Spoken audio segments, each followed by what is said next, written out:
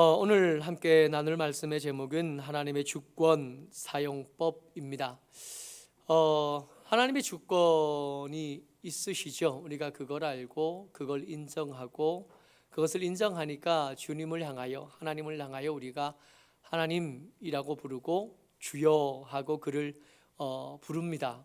하나님이 내 주인이셔요. 주인이시니까 내 삶의 고난, 내 삶의 길을 선택할 때, 혹은 길을 갈 때, 혹은 멈출 때 하나님께서 하시기를, 또 하나님께서 하실 것을 기대하기도 하고 또 기도하기도 하죠. 근데 이 하나님의 주권이라는 말씀을 우리가 들을 때 제일 익숙하게 잘 떠오르는 말씀이 토기장이에 대한 하나님의 비유입니다. 하나님이 토기장이시고 우리는 진흙인데, 그 진흙으로 무엇을 만들든지 그것은 하나님의 주권에 속한 이야기, 하나님의 주권에 속한 말씀이시기 때문에 말할 수 없다는 겁니다. 이렇게 생긴 게 그러니까 내 탓이 아니라는 거. 그러니까 머리가 큰 거, 내가 머리가 크고 싶어서 큰 게 아니라 그렇게 만드셨고 그렇게 태어나게 하신 거죠. 제 탓이 아닌 거예요. 제가 열심히 애써도 한참 열심히 살 빼고 홀쭉해졌던 때가 있었어요. 그랬더니 같이 있던 청년들이 그랬어요. 목사님 이제 다이어트 그만하시죠? 그랬어요. 야, 왜 요즘 바지도 좀 작은 거 입고 허리도 줄어도 너무 좋은데? 그랬더니 목사님 살 빠지니까 면봉 같아요. 살이 빼도 머리는 안 줄잖아요. 어깨도 줄어들고 몸도 줄어드니까 머리는 여전히 큰데 몸은 얄팍해지니까 면봉 같다고, 살 빼지 말고 차라리 좀 퉁퉁하게 좀 나으시겠다고. 위로라고는 눈곱만큼도 안 돼. 어쨌든 이런 거예요. 근데 다시 아닌 거잖아요. 이 말씀 먼저 같이 읽어봅니다. 9장 21절 말씀이요. 같이요. 시작. 토기장이가 진흙 한 덩이로 하나는 귀히 쓸 그릇을, 하나는 천히 쓸 그릇을 만들 권한이 없느냐. 있죠. 어떻게 진흙 주제에 어떻게 만든 하나님에게 대하여 하나님 왜 이렇게 날 만드셨습니까? 여러분, 아버지 어머니 아무리 원망해봐도 별 소용이 없어요. 우리가 농구할 때 왼손이 거들 뿐 엄마 아빠도 거들기만 했지 저런 아이들이 나올 줄은 잘 몰랐어요. 우린 거들기만 했다니까요. 아버지 탓이지. 근데 이게 우리의 생긴 거, 또 우리의 살아가는 모습들, 이런 것들에 대한 이야기면 아멘, 이렇게 생겨도 괜찮습니다. 제가 머리는 크지만 튼튼해서 이것저것 하는데 별 불편함이 없습니다. 피아노는 못 치고 박자는 잘 안 맞지만 그래도 목소리는 큽니다. 이러면 되니까. 근데 문제는 이 토기장이 이 비유를 말씀하신 이 부분, 로마서 9장 21절이 무슨 얘기하다가 이 얘기가 나왔는지가 중요합니다. 무슨 얘기 중이셨냐 하면 누가 구원을 얻습니까? 하는 질문에 대하여 대답하던 중입니다. 그러니까 이 질문에 대해서 대답하시는데, 이 대답에 대해서 어떤 대답은 구원받지 못함으로 떨어질 거고 어떤 대답은 구원받음으로 떨어질 겁니다. 이렇게 만들어진 거 누구 탓이라고요? 토기장이 탓이라고요. 그래서 이걸 그냥 마냥 이렇게 생겼나 보다, 이렇게 생겨 먹었나 보다 이렇게 마음 편하게 아멘 하면 안 되는 거예요. 아멘이 안 돼야 정상이래요. 내가 지금 믿음을 얻지 못하고 구원에 닿지 못한 게 내가 선택한 건 줄 알았더니 하나님의 주권에 속한 일이래요. 하나님의 주권에 속한 일이면 내가 구원받지 못한 건 내 탓은 아니게 되는 거잖아요. 그래서 9장 19절에 이 질문이 등장한 겁니다. 9장 19절에 사도 바울이 이 성경을 읽어가던 성도들이 할 법한 질문을 대신해 주신 거예요. 그러면 하나님이 어찌하여 허물하시느냐? 누가 그 뜻을 대적하느냐? 그러니까 구원받지 못할 만큼 생겨먹어서 구원을 못 받은 거면 구원을 못 받은 게 이렇게 태어난 내 탓은 아닌 거잖아요. 머리가 큰 게 내 탓이 아닌 것처럼, 머리가 큰 게 우리 부모님 탓이 아닌 것처럼 내가 구원받지 못한 것도 내 탓은 아니고 나를 이런 모양으로 만드신 하나님의 탓이 아닙니까? 이 질문이 이런 질문인 거예요. 그리고 사도 바울은 이 질문에 대해서 대답하려는 겁니다. 이 질문이 가능해진 이유, 우리가 잘 모르는 게 있는데 뭘 잘 모르냐면 하나님의 주권이 어떻게 사용되어지는지 우리가 잘 모르는 거예요. 하나님의 주권이 틀림없습니다. 하나님께서 이 모양, 이 그릇으로 우리를 만드셨죠. 혹은 저 모양으로 만드시고 이런 모양으로 만드시고 여러 가지 특질들을 만들어 놓으셨는데, 그렇게 만드시는 데는 하나님의 주권이 작용하고 이 주권에 대해서 시비를 걸 수 있는 존재는 감히 어디에도 없습니다. 근데 이 주권을 하나님께서 어떻게 쓰시는가를 그 이어서 설명하는 중에 특별한 이야기들이 등장하는데, 그 첫 번째가 뭐냐 하면 진노의 그릇이고, 또 하나 이야기가 뭐냐 하면 긍휼의 그릇입니다. 하나님의 주권을 이야기하다 보면 우리로서 우리의 의견을 개진하는 것, 우리의 생각을 말씀드리는 것이 의미가 없어지는 거거든요. 하나님의 주권이시래잖아요. 하나님께서 만드셨고 하나님이 운행하시고 하나님께서 마치실 우주에 속한 이야기, 이걸 하나님의 주권이라 그러는데, 거기 우주에 비해서 먼지보다 작은 우리가 감히 무슨 말을 더 할 수 있겠습니까? 없어요. 없는데 그 주인 되신 하나님의 권리를 하나님께서 어떻게 사용하시는가를 보면 이야기가 이 차갑고 이 단단한, 조금의 틈도 보여주지 않으시는 이 이야기가 다른 이야기로 바뀌어버립니다. 9장 21절이요. 같이 읽어보죠. 시작.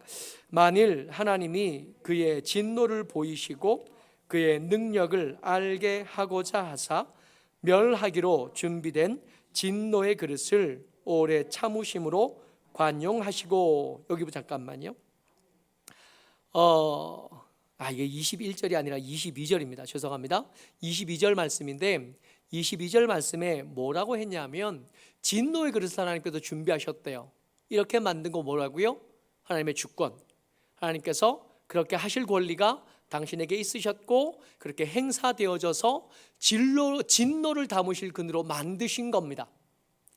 그 진노를 보이시려고, 그 능력을 알게 하려고 진노의 그릇을 만들었어요. 그러니까 이 진노의 그릇은 뭐가 담길 거냐 하면 하나님께서 얼마나 힘이 센지를 보여주는 예화가 담길 겁니다. 하나님께 얼마나 강한 능력이 있는지 보여줄 예화가 이 그릇에 담길 거예요. 그래서 그 사람의 이야기, 이 진노의 그릇으로 만들어지고 예정되어진 그 사람의 이야기를 들으면 우리는 뭘 알게 될 거냐 하면 하나님이 얼마나 준엄하신지, 하나님이 얼마나 무서운지, 하나님이 얼마나 엄격하신지를 알게 될 겁니다. 그런 것을 위해서 준비된 그릇을 뭐라고 부른다고요? 진노의 그릇이라고 부른다고요. 근데 하나님의 주권의 행사가 여기서 멈춘 게 아니라 이 진노와 분노를 쏟기 위해서 만들어진 이 진노의 그릇을 하나님께서 당신의 주권을 사용하셔서 거기에 어울리지 않는 것을 쓰기 시작하신 겁니다. 원래는 진노를 위해서 만들어진 그릇인데 거기에 오래 참음을 담기 시작하셨다고요. 거기에 관용하심을 담기 시작하셨다고요. 원래 이 그릇은 어떤 용도로 쓰여져야 되냐면 하나님의 진노와 분노와 하나님의 엄격하신 것과 하나님의 준엄하신 것이 담겨야 맞는데, 그렇게 하기로 약속하시고 그렇게 하기로 준비하기로 만든 그릇에 뭘 담으셨냐면 오래 참으심을 담으셨다고요. 그것에 관용하심을, 봐주심을 담으셨다고요. 하나님께서 깨지 않기로 결정하셨대요. 그러면 옆에 있던 것들이 하나님 뭔가 착각하신 것 같은데 원래 이 그릇은 하나님이 분노를 담으시기 위해서 만드신 겁니다. 깨트려서 하나님께서 얼마나 엄격하신 분이신지, 하나님께서 얼마나 정확한 분인지 세상에 보여주기 위해서 만든 그릇입니다. 그러니까 여기에 진노를 담으셔야지 오래 참음을 담는 건 잘못된 겁니다 라고 말할 수 있다고요, 없다고요? 그건 하나님의 주권이시라고요. 하나님의 주권을 어떻게 행사하셨냐면 진노를 쏟으시기로 결정한 것을 뒤집어서 오래 참기로 결정하셨다고요. 그러니까 하나님의 주권이 어떻게 사용됐냐면 우리를 죽이기로 결정하시는 데 사용되신 게 아니라 우리를 살려주기로 결정하실 때 당신의 온 우주의 주인된 권세를 가지고 내가 이거 바꾸겠다 결정하시고 말씀하시고 실행하셨다는 겁니다. 하나님의 주인된 권리가 사용되어졌는데 그 주인된 권리가 어떻게 쓰여졌냐 하면 죽이는 데 쓰여지는 게 아니라 살리는 데 쓰여지고 깨질 때 쓰여지는 게 아니라 보존하시기로 결정하시고 그렇게 사용하기로 하셨다는 겁니다. 이렇게 했다고 해서 하나님 틀렸습니다 라고 감히 누가 말할 수 있겠냐고요. 이때 하나님의 주권이 행사되어진 겁니다. 또 한 그릇이 등장하는데 그게 긍휼의 그릇이에요. 23절 말씀 같이 읽어요. 시작. 또한 영광을 받기로 예비하신 바 긍휼의 그릇에 대하여 그 영광의 풍성함을 알게 하고자 하셨을지라도 무슨 말 하리요. 토기장이 이야기할 때하고 어조가 똑같잖아요. 감히 누가 그 말을 할 수 있겠냐. 토기장이가 혹은 천이 쓸 그릇 혹은 귀하게 쓸 그릇을 만들었다고 해서 그 진흙덩이가 나를 왜 이렇게 만들었습니다 하고 말할 수 있겠냐. 그하고 똑같은 어조잖아요. 뭘 만드셨냐 하면 긍휼의 그릇을 만드셨대. 근데 여기서 주의하셔야 될 거, 긍휼의 그릇이라고 불렀다는 겁니다. 아까는 진노를 담기 위한 그릇의 이름이 뭐였죠? 진노의 그릇.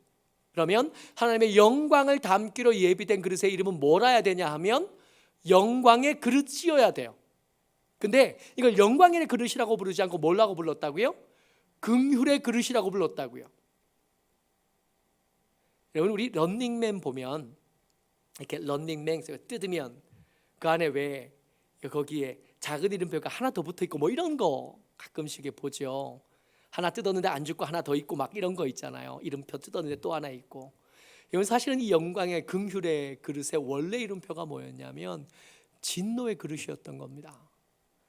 애초에 달리 만든 그릇이 아니라 진노의 그릇과 긍휼의 그릇이 애초에 같은 그릇이었는데 깨기로 결정했던 그 그릇을 깨지 않고 오래 참음과 관용을 담았더니 원래 담을 수 없는 영광을 담은 그 그릇에 대하여 차마 영광으로 부르지 못하겠으나 봐주셨다라는 의미로 긍휼의 그릇으로 부를 수 있게 되어진 거예요.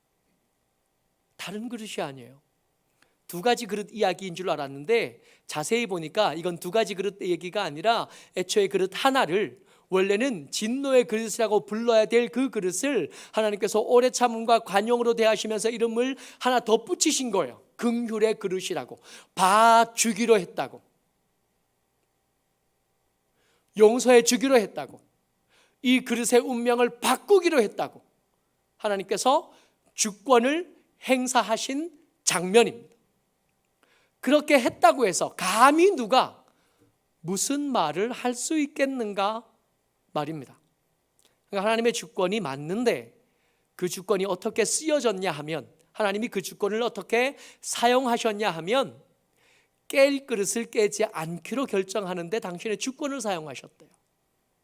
당신에게 선택할 수 있는 권리가 있었는데 이것을 깰 수도 있고 깨지 않을 수도 있었는데 하나님께서 그 주권을 사용하실 때 깨지 않기로 사용하셨고 진노의 그릇이라는 이름표를 떼고 다시 이름표를 붙이셨는데 그 이름표가 긍휼의 그릇이었다는 겁니다.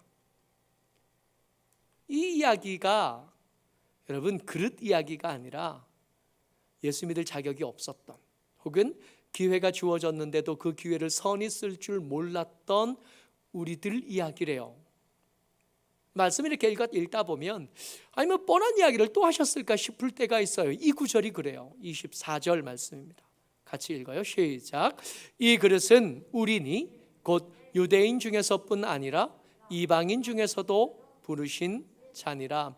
여러분, 이 그릇이 그런 얘기가 아니라 구원받을 사람들 이야기라는 걸 우리가 그냥 알 법도 한데 엉뚱한 소리 할까 봐 콕 집어서 얘기해 주신 겁니다. 니들 얘기라고. 구원받을 자격이 없다고 생각한 네 얘기라고. 구원받을 기회가 우리에게 충분히 있었음에도 그것을 선히 사용할 줄 모르고 미련하게 살았던 네 이야기라고. 널 진노의 그릇이라고 부르지 않고 긍휼의 그릇이라고 부르기로 결정하고 널 불렀다고. 우리 이야기라고. 여러분, 사도 바울이 뭔가 새로운 엄청난 진리를 혁신할 만한 엄청난 이야기를 하고 있는 것처럼 들리지만 아니란 겁니다. 계속 해오던 이야기였대요. 여러분, 우리가 고멜 이야기를 알잖아요. 고멜의 남편, 애달픈 남편 호세아 이야기를 알잖아요. 하나님께서 호세아 목사님에게 말씀하셨습니다. 말씀하셔서 너는 가서 음란한 여자 고멜을 데려다가 장가들어라 그러셨어요. 문제는 이 고멜이 음란한 여자라는 걸 동네 사람이 다 안다는 겁니다. 가서 청혼을 했어요. 고멜 입장에서는 이게 웬 떡이나 싶은 거죠. 그래서 아멘 하고 결혼을 했는데, 결혼을 하고도 이 남편 호세아에게 만족하지 못하고 자꾸 도망 나가고 집 나가고 나중엔 기어코 포주에게 팔려서 메인 몸이 되기까지 합니다. 근데 그렇게 도망 나가고 잡아오고 도망 나가고 찾아오고 도망 나가고 또시 다시 싸우고 하는 와중에도 아이들은 하나씩 계속 태어나는 거예요. 첫째 아이가 태어났습니다. 고멜이 호세아에게 낳은 아이들이기는 하지만 심증은, 물증은 없지만 심증은 이 아이가 호세아의 아이가 아니겠다, 아닐 수 있겠다는 심증은 있어요. 첫째 아이가 태어났는데 하나님께서 그 아이의 이름을 지어주십니다. 이스라엘 말고 이스르엘이다. 하나님께서 뿌리셨는데 이방 백성들, 아니 너희들 하나님의 백성이 땅에 흘린 피를 내가 기어코 다 찾아서 갚으시겠다라는 뜻이래요. 이스르엘. 둘째를 또 낳았어요. 이번에는 로암미라고 지어라. 암미가 백성이라는 뜻이에요. 내 백성이라는 뜻이에요. 근데 거기에 로가 붙었잖아요. 로가 부정접두사. 내 백성이 로가 붙으니까 아니다. 아니 하나님께서 목사님을 시켜서 음란한 여자를 결혼시켜서 애를 낳았으면 긍휼을 베푸셔서 내 백성이다 할 만한데 이름을 지어주시는데 얘는 내 백성이 아니야. 로암미예요. 셋째를 낳았는데 이번에는 루하마라고 짓는데 루하마가 자비를 얻다라는 뜻이에요. 거기에 로 부정접두사를 붙인 거죠. 루하마. 하나님의 자비하심을 얻지 못했다. 자비를 베풀어줘도 살똥말똥한데 자비는 애초에 이 아이에게 없는 거예요. 아이 셋을 낳아서 키웠어요. 근데 그 셋의 이름을 이 호세아 1장에서는 이스라엘, 로암미, 롤루하마 이렇게 지으시고는 2장에 가서 이 가정을 뒤집어 엎어 바꾸시면서 당신의 주권을 행사하십니다. 당신의 주권을 행사해 이들의 이름을 바꿔주셔요. 로마서 9장 25절이 호세아 2장 23절의 말씀을 옮겨온 말씀입니다. 같이 읽어보죠. 시작. 또 호세아의 글에도 이르기를 내가 내 백성이 아닌 자를 내 백성이라 사랑하지 아니한 자를 사랑한 자라 부르리라. 너희는 내 백성이 아니라 한 그곳에서 그들이 살아계신 하나님의 아들이라 일컬음을 받으리라 함과 같으니라. 아멘. 하나님께서 바꿔주셨다. 애초에는 이스라엘 하나님께서 기어코 갚으시겠다라는 뜻이었는데 아니다, 회복하게 하겠다. 내 백성이 아니었는데 내 백성으로 삼겠다. 내 사랑을 받을 수 없었는데 내 사랑을 받게 하겠다. 무슨 뜻이에요? 진노의 그릇이었는데 긍휼의 그릇으로 쓰겠다. 원래 깨뜨리기로 결정했었는데 이걸 번복해서 당신의 선택권과 당신의 주권을 사용하셔서 깨지 않기로 결정하고 사랑하기로 결정하고 내 백성 삼기로 결정했다. 바울이 새롭게 특별한 교리를 말한 게 아니라 호세아서에 말씀하시던 것, 이사야서에 말씀하시던 것, 그 이야기를 로마서에서 또 하고 계신. 그러니까 여러분, 내가 내 삶을 바라보니까 내 속의 성향, 내 속의 은사, 내 속의 습관, 내 환경, 내가 둘러싼 이것저것들을 다 따져봤을 때 나는 예수 믿지 못할 사람인 것 같아. 이따위 소리 하지 말고 믿음 지키고 살아가라고요. 딴소리 하지 말고 남은 자로 살아내라고요. 하나님은 당신의 선택권을 다 사용하셨어요.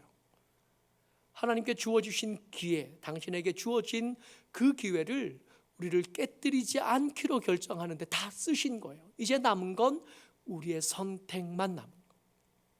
남은 자가 될 수도 있고 허다한 사람들처럼 예수님을 떠나고 하나님을 떠난 사람으로 살기를 우리에게 남은 선택권만 남은. 9장 27절입니다. 이사야서 말씀을 인용한 말씀이에요. 같이 읽어요. 시작. 또 이사야가 이스라엘에 관하여 외치되 이스라엘 자손들의 수가 비록 바다의 모래 같을지라도 남은 자만 구원을 받으리니. 여러분, 왜 남은 자만 구원받아요? 하나님의 선택권 이미 다 쓰셨잖아요. 깨뜨리지 않기로 결정하셨고 긍휼의 그릇이라고 부르기로 결정하셨어요. 그것을 하시면서 당신의 선택은 끝났고 이제 우리에게 턴이 넘어온 겁니다. 우리가 선택하면 돼요. 내 형편과 상관없이, 내 출생과 상관없이, 내 이전에 지나간 시간과 지나간 선택과 상관없이 다시금 우리가 선택할 수 있는 기회가 우리에게 주어진 거죠. 남은 자가 되기로 결정하면 나머지 일은 하나님이 하시겠다고 말씀하시는 거예요. 근데 다 해두고 선택하라 그랬더니 모래 같은 많은 사람들이 그렇게 하지 않기로 선택한, 하나님의 사람으로 살지 않기로 선택하고 예수 믿지 않기로 선택하고 남은 자가 아니라 떠난 자가 되기로 선택한 겁니다. 예수 믿는 게 쉽다는 얘기를 하지 않은 게 아니라 더 어려운 일들을 하나님께서 해주셨다는 얘기를 하고 싶은 겁니다. 불가능한 일을 예수님께서, 하나님께서 당신의 주권을 사용하셔서 해 놓으셨어요. 그리고 이제 물으시는 거죠. 어떡할래? 여러분, 다 해주시고 한 자락 남겨두신 다음에 우리에게 물으신 거예요. 어떡할래? 모쪼록 저와 여러분들 남은 자가 되겠습니다. 남은 자로 살겠습니다. 그렇게 선택할 수 있게 되기를 주의 이름으로 축복합니다. 뭐 좋은 거 있다고 자꾸 나가요. 나가봐도 별거 없지 않았어요? 무슨 영화를 보셨다고 또 나가요. 모쪼록 주의 은혜로 믿음 안에, 말씀 안에 여전히 남아서 그 자리 지키는 저와 여러분 되시기를 주의 이름으로 축복합니다. 아멘.